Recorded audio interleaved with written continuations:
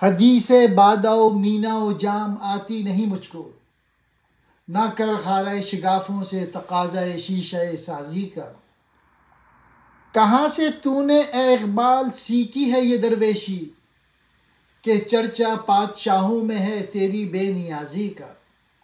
اقبال کہہ رہے ہیں میں تو قوم میں زندگی کی روح پیدا کر رہا ہوں، میری آرزو تو یہ ہے کہ سب کو سخت کوش اور مجاہد بنا دوں۔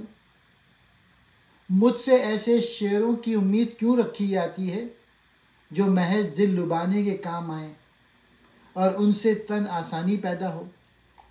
مجھے عام شاعروں کی طرح شراب، صراحی اور پیالے کی باتیں نہیں آتی، لہٰذا مجھ سے یہ باتیں سننے کی امید نہ رکھ، میں تو پتھروں کو چیرنے والا ہوں۔ تعجب یہ ہے کہ تو مجھ سے شیشے بنانے کا تقاضا کر رہا ہے، نرم و نازک باتیں کرنے کا تقاضا کر رہا ہے۔ اے اقبال تو نے یہ درویشی کہاں سے سیکھی، جس نے تجھے اس درجے پر پہنچا دیا کہ بادشاہوں میں بھی تیری بے نیازی کا چرچا ہو رہا ہے۔ جس درویش کی بے نیازی پر بادشاہوں کو بھی اچھمبا ہو، اس کی عظمت و بلندی کا کیا اندازہ ہو سکتا ہے۔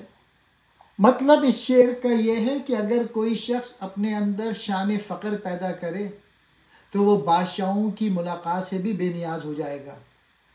گویا یہ درویشی انتہا کی ہے کہ حکمران تک اس سے باخبر ہو رہے ہیں۔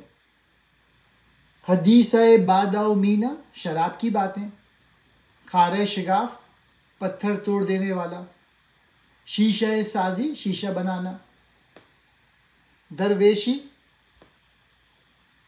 بے نیازی، چرچا ذکر بادشاہوں